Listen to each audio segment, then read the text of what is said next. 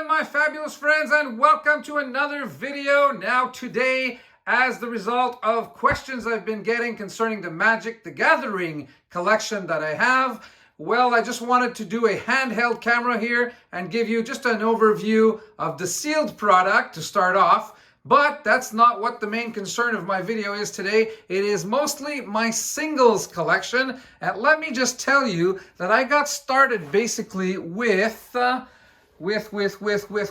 With right over here. All right. Ravnica, War of the Spark were my few first collections. And since then, as you can see, Modern Horizons came out. And if I go back here, this is all in order.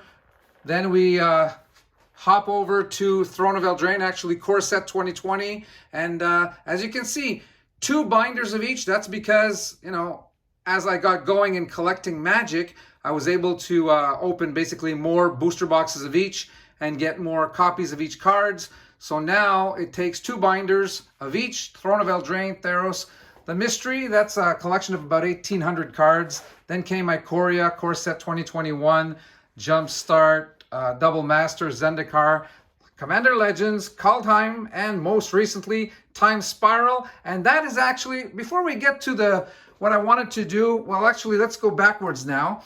As I told you, I started with War of the Spark, so going back, even though I had not been collecting at that time, I was able to retrieve some boxes of all these collections. So all the way back here, Innistrad and the Tarkirs. Then I get into my bundles. So up there, see, Tarkirs and then Theros. I basically made my way back to Core Set 2012. And then I bought off some people the older collections. So New Phyrexia and the 2011 Core Set, Fifth Dawn, Scars of Meriden, etc. Those were bought off people that, just like me, you know, the cards came out of the pack and straight into a binder. So not worried about the quality of the cards. And there you have it with my oldest one, which is Fifth Dawn. Came out in June of 2004. We'll have a look at that in a minute. But just for now, just because we had the latest set here, Time Spiral, that I opened a box of, let me just go show you something about that set, and then we'll get back to Fifth Dawn. All right, so before I show you my oldest Magic the Gathering set, let me just show you the most recent one. You may have seen one of my videos lately. I've opened a box of Time Spiral Remastered.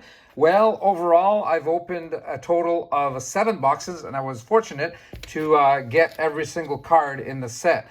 Now, you will notice that I used 3-inch Magic the Gathering black binders for my collections.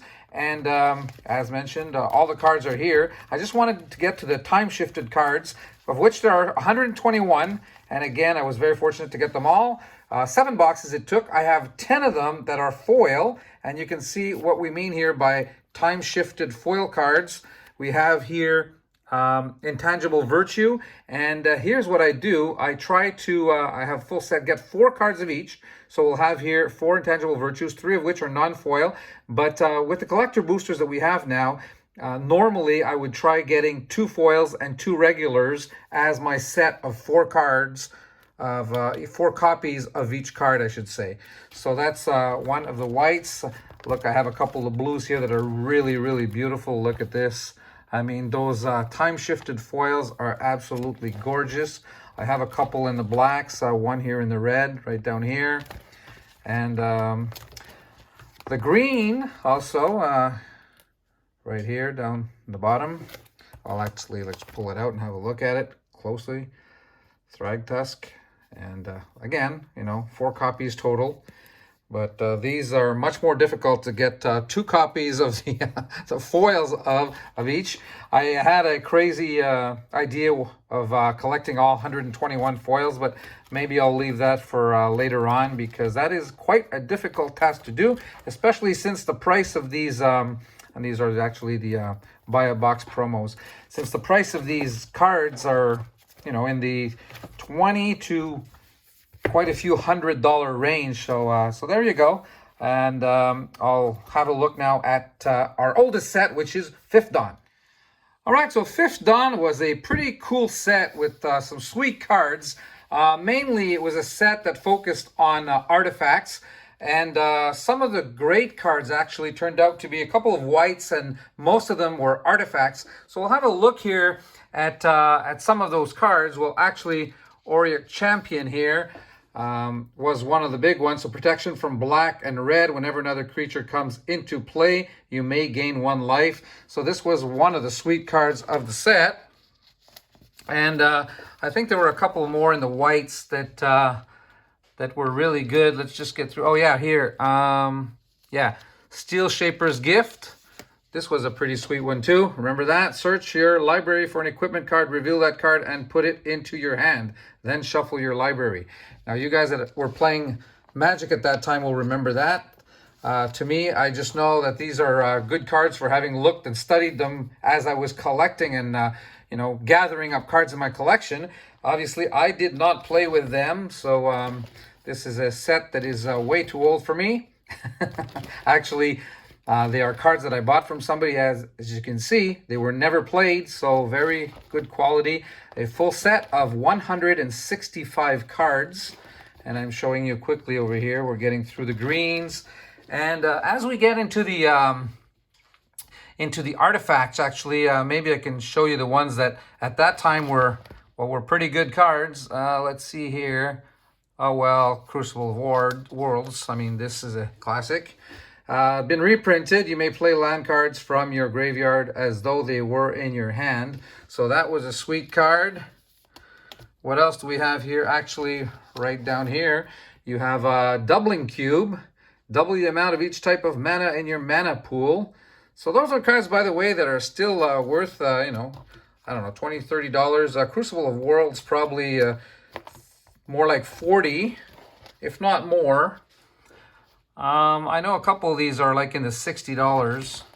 So let's keep on having a look here. Anything else that was real sweet? Like I said, most of those good cards came in the form of the artifacts, as it was this set concentrated on artifacts, as you can see. Let's see here.